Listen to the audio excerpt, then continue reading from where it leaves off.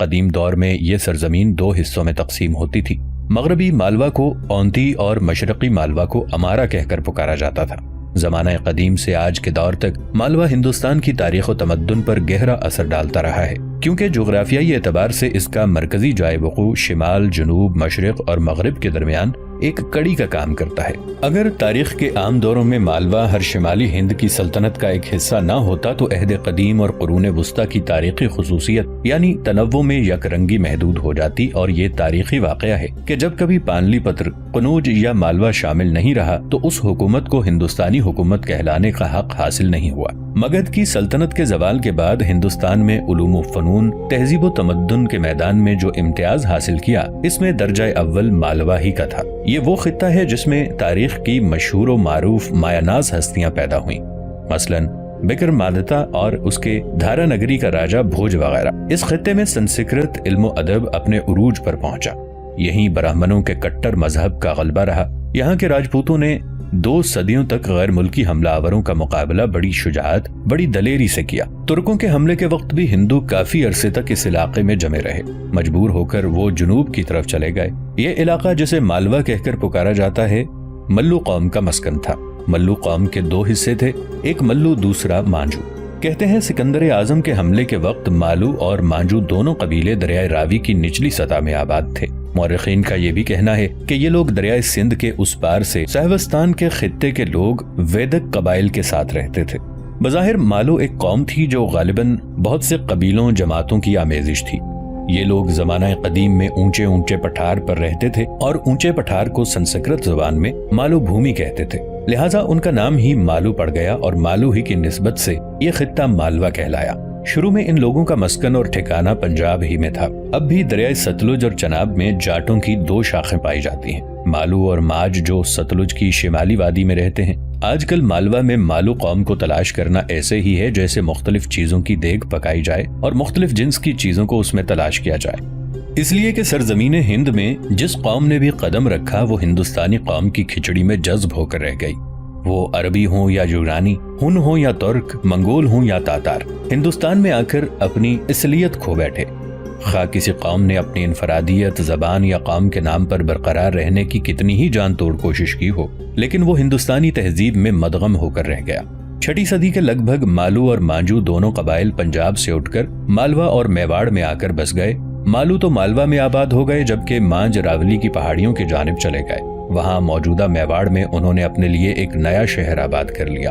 ان دونوں قبیلوں کے باہمی سیاسی اور سماجی تعلقات اس قسم کے تھے جیسا کہ تاریخ کے عام دور میں مالوا اور راجپوتانہ کی راجپوت قوم کے رہے۔ جلد ہی مالو لوگ اور دوسرے ساتھی اس خطے میں پہلے سے آباد لوگوں کے ساتھ مل جل کر اپنی انفرادیت کھو بیٹھے، لہٰذا یہ سارا خطہ ان کے نام سے مشہور ہو کر رہ گیا۔ مالو اور مانج کے علاوہ کچھ دیگر اقوام بھی وقتاً فوقتاً مالوا کی ان سرزمینوں میں داخل ہوتی رہیں، مثلاً بندیل کھنڈ کے راستے کچھاوا کے لوگ مالوا میں داخل ہوئے اور ایک عرصے تک ججوتی میں قیام کیے رکھا۔ انہیں آگے چل کر کچھوار کہنے لگے۔ موجودہ کچھوراؤ اسی سے بگڑ کر بنا ہے۔ اس کا مورث اعلیٰ راجہ نل نروت تھا، جو کبھی اس سے پہلے گوالیار میں حکومت کرتا تھا۔ ان کچھواہوں کے علاوہ چوہان بھی مالوا میں آباد ہوئے۔ یہ چوہان ایک قسم کا شربت تیار کرتے تھے جسے وہ شربت مرگ کہتے تھے، اور اپنے دشمنوں کو وہ شربت پلا کر ان کا خاتمہ کر دیتے تھے۔ راجپوتی زبان میں اس شربت کو کھینچ پلانا کہتے تھے، لہٰذا یہ راجپوت کھینچی کے نام سے زیادہ مشہور ہوئے۔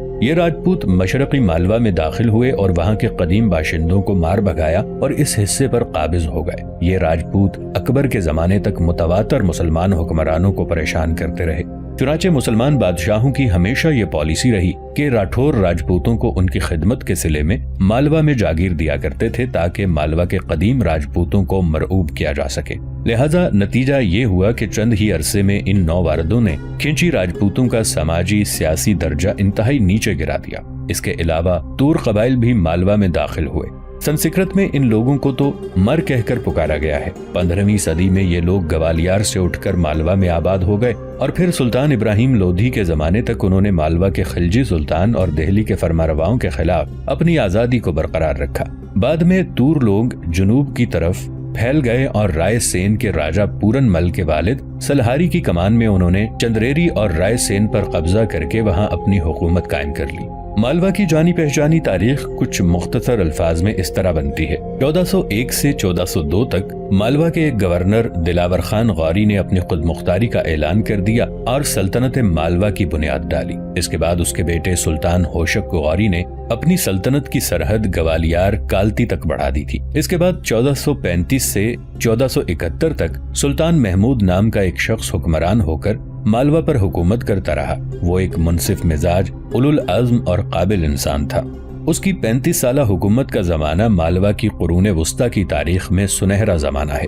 اس کے بعد محمود کا لڑکا غیاث الدین حکمران ہوا۔ کچھ عرصے اپنے باپ کی طرح حکومت کرنے کے بعد وہ عیاشی میں پڑ گیا۔ عیاشی میں پڑنے کے بعد اس کا محض ایک ہی کام رہ گیا تھا، اور وہ تھا راجا اور زمینداروں کی لڑکیوں کو اپنے حرم میں جبراً داخل کرنا۔ اپنے شاہی عہدے کے فرائض کو نظر انداز کر کے وہ شب و روز حسن پرستی میں رہنے لگا۔ اس کے بعد 1500 سے 1512 تک ناصر الدین تخت پر بیٹھا۔ حالانکہ وہ ایک ظالم حکمران تھا، لیکن اس نے اپنی سلطنت کا انتظام بہت خوش اسلوبی سے انجام دیا۔ اس کے بعد اس کے لڑکوں میں تخت کے لیے خانہ جنگی شروع ہوئی۔ ان میں ایک لڑکا محمود ایک راجپوت سردار کی مدد سے تخت پر قبضہ کرنے میں کامیاب ہو گیا۔ اس نے اس راجپوت سردار کو میدنی رائے کا خطاب دیا۔ میگنی رائے ایک بوڑھا سپاہی اور دور اندیش سردار تھا۔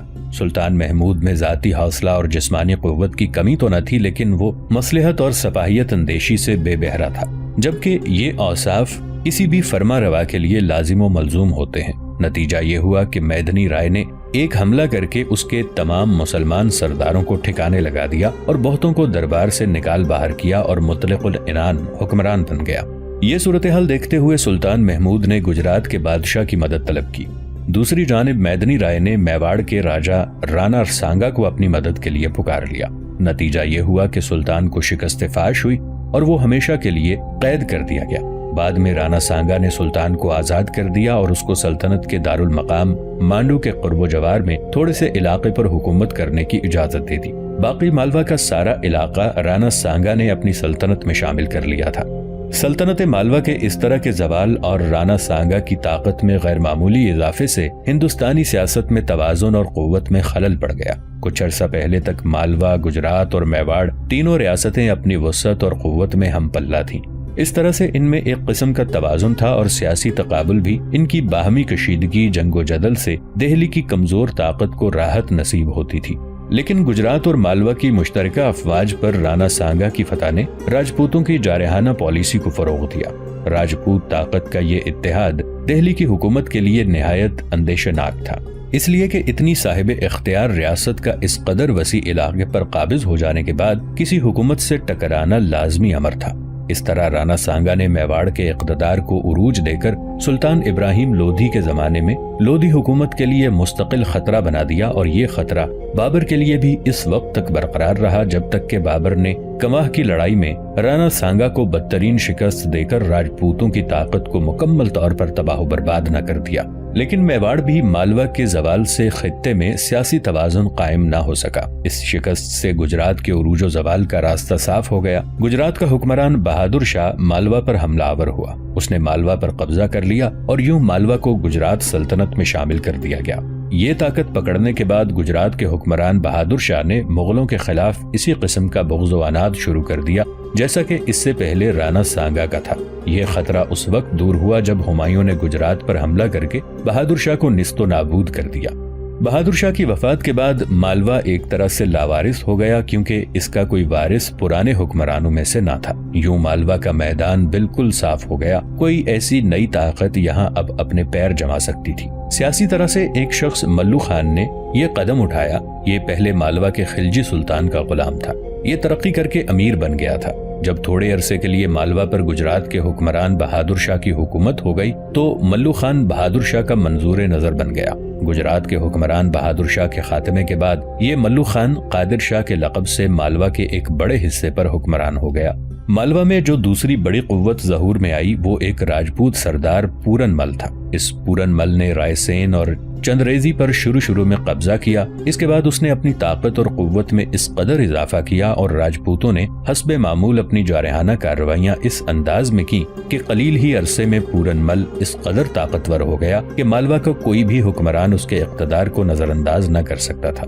جس وقت شیر شاہ سوری نے دہلی میں قیام کے دوران مالوا پر حملہ آور ہونے کا ارادہ کیا، اس وقت مالوا میں دو بڑی بڑی قوتیں تھیں جو شیر شاہ سوری کے لیے مصائب کھڑے کر سکتی تھیں۔ ایک ملو خان جس نے قادر شاہ کا لقب اختیار کیا تھا، اور دوسرا راجپوت حکمران پورن مل۔ اب ان دونوں سے نمٹنے کے لیے شیر شاہ سوری دہلی سے روانہ ہوا تھا۔ مالوا پر حملہ آور ہونے کے لیے شیر شاہ سوری اپنے لشکر کے ساتھ دہلی سے آگرہ روانہ ہوا۔ آگرہ میں قیام کے دوران شیر شاہ سوری کو اس کے والی بہار شجاعت خان کا ایک خط ملا جس میں تحریر تھا کہ گوالیار قلعے کے ہمایوں کے گورنر ابو القاسم نے اس سے صلح کر لی ہے، اور ابو القاسم کے مطابق جب شیر شاہ سوری خود گوالیار پہنچے گا تب وہ اس قلعے کو شیر شاہ سوری کے سپرد کر دے گا۔ دہلی سے آگرہ روانہ ہوتے وقت شیر شاہ سوری نے خواص خان کی جانب قاصد روانہ کر دیے اور اسے حکم دیا کہ وہ دہلی کے بجائے اب آگرہ پہنچے۔ اب جو شیر شاہ سوری کو شجاعت خان کی طرف سے خط ملا تو وہ خواص خان کا انتظار کیے بغیر آگرہ سے روانہ ہو گیا، اور مزید قاصد اس نے لاہور کی طرف روانہ کیے۔ خواص خان کو اطلاع دی کہ وہ اس کا انتظار کیے بغیر روانہ ہو چکا ہے، لہٰذا وہ اس کے پیچھے پیچھے مالوا کا رخ کرے۔ شیر شاہ سوری نے شجاعت خان کا پیغام سننے کے بعد آگرہ سے کوچ کیا اور اپنے لشکر کو حکم دیا کہ گوالیار کے راستے مالوا کے مرکزی شہر مانڈو کا رخ کیا جائے۔ آگرہ سے گوالیار کی طرف جانے کے لیے شیر شاہ سوری اٹاوا سے بھینڈ کی جانب کوچ کر گیا۔ کابی پہنچنے پر سنبل کے فوجدار نے بلگرام سے بھاگے ہوئے آخری مغل سردار بیرم خان کو شیر خان کے حوالے کر دیا۔ شیر خان کے وہاں پہنچنے سے پہلے ہی اس نے ہمایوں کے سالار بیرم خان کو گرفتار کر رکھا تھا۔ بیرم خان کو شیر شاہ سوری کے سامنے پیش کیا۔ شیر شاہ نے اس کے متعلق کوئی فیصلہ نہ کیا اور وہ ایک قیدی کی حیثیت سے شیر شاہ سوری کے لشکر میں سفر کرتا رہا۔ بہرحال شیر شاہ سوری آگرہ سے گوالیار پہنچا اور گوالیار کے مغل والی ابو القاسم نے حسب معاہدہ قلعہ شیر شاہ سوری کے حوالے کر دیا۔ ابو القاسم جو ہمایوں کی طرف سے گوالیار قلعے کا حاکم تھا، ایک سال کے محاصرے کے بعد رسد کی کمی کی وجہ سے شیر شاہ کے سپہ سالار اور حاکم بہار شجاعت خان سے صلح کرنے پر مجبور ہوا تھا۔ ابو القاسم کو بھی قیدی بنا کر شیر شاہ سوری نے اپنے لشکر میں رکھ لیا تھا۔ بیرم خان کی طرح ابو القاسم کا مستقبل بھی فی الحال تاریک ہی تھا۔ شیر شاہ سوری کا لشکر گوالیار سے کوچ کر کے مالوا کی شمالی سرحد کے قریب پہنچا، تب شیر شاہ سوری نے اچانک اپنا رخ بدل لیا اور شمال کی طرف سے براہ راست مالوا کو ہدف بنانے کی بجائے وہ جنوب مغرب کی طرف گاگروں کے مقام کی طرف مڑ گیا۔ یہ خبر جب مالوا کے مختلف حکمرانوں کو پہنچی تو انہوں نے خوشیاں منائیں۔ وہ یہ خیال کرنے لگے تھے کہ شیر شاہ سوری مالوا سے ٹل گیا ہے اور اب وہ کسی اور سمت نکلے گا۔ شیر شاہ سوری جنگ کا بڑا وسیع تجربہ رکھتا تھا، پھر یہ سارے علاقے اس کے دیکھے بھالے تھے۔ گاگروں مکندرہ نام کے کوہستانی سلسلے کی آخری مشرقی سرحد پر واقع ہے۔ ان پہاڑیوں سے ہو کر مالوا سے مشرقی راجپوتانہ کو راستہ جاتا ہے۔ مالوا پر حملہ آور ہونے کے لیے جو طریقہ کار شیر شاہ سوری اختیار کر رہا تھا اس کا پتہ اب تک شجاعت خان کو بھی نہیں تھا۔ شجاعت خان یہ بھی نہیں جانتا تھا کہ لشکر کی منزل کیا ہوگی، کیونکہ اس کا آقا شیر شاہ سوری اپنے ارادوں کو چھپانے میں بڑا طاق اور ماہر تھا۔ اس طرح گاگروں کے قریب کوہستانی سلسلے میں داخل ہو کر شیر شاہ سوری نے سب سے پہلے اس درے پر قبضہ کر لیا جو مالوا سے مشرقی راجپوتانہ کے راستے پر تھا۔ درے پر قبضہ کرنے سے شیر شاہ سوری کا مقصد یہ تھا کہ مالوا کے بڑے حصے کے حکمران نادر شاہ کو راجپوتانہ یا کسی دوسرے علاقے سے اس درے کے ذریعے رسد اور کمک کا سامان نہ پہنچ سکے، اور اگر کوئی ضرورت کے وقت قادر شاہ کی مدد کو آئے تو اس کو وہیں روک دیا جائے۔ پھر شیر شاہ سوری دفتن جنوب کی جانب سارنگ پور کی طرف مڑ گیا جو گھاگروں سے 120 میل ہے۔ اس وقت قادر شاہ اجین میں تھا جو کہ سارنگ پور سے تقریباً 100 میل کے فاصلے پر جنوب مغرب میں ہے۔ قادر شاہ اجین سے باہر بھی نہ نکل پایا تھا کہ شیر شاہ نے سارنگ پر بلا کسی لڑائی کے قبضہ کر لیا۔ قادر شاہ فطرتاً خوفزدہ ہو کر اپنے مرکزی شہر مانڈو کی جانب چلا جو کہ اجین سے 100 میل جنوب میں واقع ہے۔ شیر شاہ سوری کے اس دفتن اور اچانک حملے سے وہ سراسیمہ اور حواس باختہ ہو کر رہ گیا تھا۔ یوں تو قادر شاہ کے پاس جنگ کا کافی سامان تھا، مگر اس میں شیر شاہ سوری کی اولو الفریبی اور دشمن کا تجزیہ کرنے کا دمخم نہ تھا کہ وہ اس سے تنہا جنگ کرتا یا موت کی آنکھوں میں آنکھیں ڈال کر لڑ سکتا۔ اسی موقع پر اگر قادر شاہ ہمت سے کام لیتا اور اپنے مضبوط قلعے میں رہ کر دشمن سے مقابلہ کرتا تو ممکن تھا کہ اس عرصے میں مالوا کے چھوٹے بڑے حکمرانوں اور قلعے داروں کو آپس میں متحد ہونے کا موقع مل جاتا اور تب وہ ایک پرچم کے سائے میں شیر شاہ سوری کا مقابلہ کر لیتے۔ اگر ایسا ہوتا تو اگر وہ شیر شاہ سوری کو پسپا نہ کرتے تو کم از کم کچھ عرصہ اپنا دفاع ضرور کر لیتے۔ دوسری طرف شیر شاہ سوری نے کئی ہفتوں تک سارنگ پور میں کچھ اس طرح قیام کیے رکھا گویا وہ یہاں ایک حملہ آور کی حیثیت سے نہیں بلکہ ایک قانونی اور جائز حکمران کی حیثیت رکھتا ہو۔ سارنگپور تک پہنچنے میں شیر شاہ سوری نے نہ خون کا ایک قطرہ گرایا، نہ اس نے اپنے لشکریوں کو لوٹ مار اور غارت گری کی اجازت دی، نہ رعایا میں سے کسی کو غلام بنانے کی کوشش کی، نہ کسی قسم کی تباہی اور بربادی کی نوبت آئی۔ اور یہ ساری باتیں شیر شاہ سوری کی انسان دوستی اور انصاف پسندی کی دلالت کرتی ہیں۔ شیر شاہ سوری جس وقت سارنگپور ہی میں قیام کیے ہوئے تھا اور مالوا کا حکمران قادر شاہ اجین سے اپنے مرکزی شہر مانڈو کی طرف بھاگ گیا تھا۔ مانڈو میں قیام کے دوران قادر شاہ کے سفیر سیف خان نے قادر شاہ کو مشورہ دیا کہ وہ فوراً سارنگپور جا کر شیر شاہ سوری کی خدمت میں حاضر ہو اور اس سے مصالحت کر لے۔ اپنے مشیر سیف خان کی یہ تجویز قادر شاہ کو پسند آئی، لہٰذا چند محافظ دستے اس نے لیے اور مرکزی شہر مانڈو سے نکل کر دوبارہ وہ اجین پہنچ گیا۔ یہاں سے اس نے اپنا ایک سفیر سارنگپور اطاعت کا پیغام دے کر بھیجا۔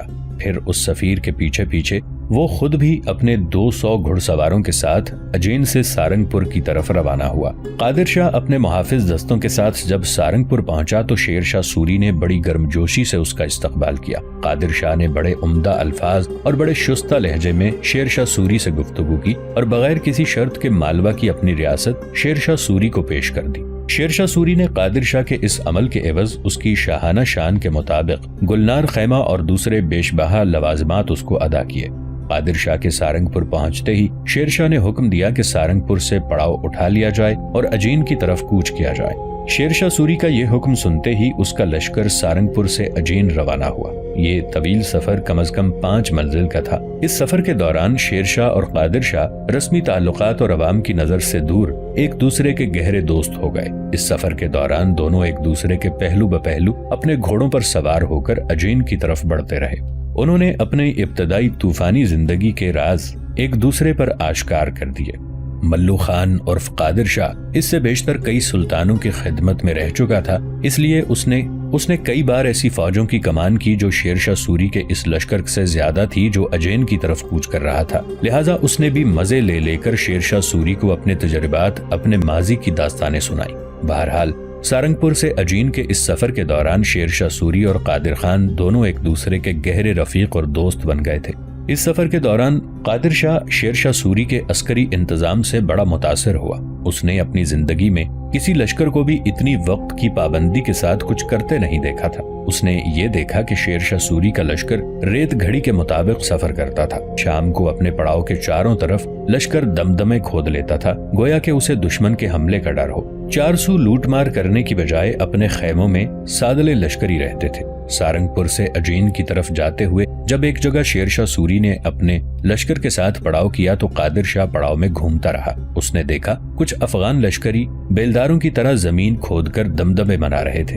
اس موقع پر اپنے ایک ساتھی کو مخاطب کر کے قادر شاہ نے کہا کہ ان افغان لشکریوں کا آقا ان سے بہت سخت کام لیتا ہے اور ان کی حالت بہت خراب ہے۔ شیر شاہ سوری کے لشکریوں نے قادر شاہ کے یہ الفاظ سن لیے اور ایک طرح کی نفرت کا اظہار کرتے ہوئے قادر شاہ کا مذاق اڑایا۔ اس موقع پر شیر شاہ کے ایک لشکری نے جواب دیا کہ ہمیں اس سخت محنت سے مسرت حاصل ہوتی ہے کیونکہ ہمارا آقا بھی ہماری طرح سخت محنت کرتا ہے۔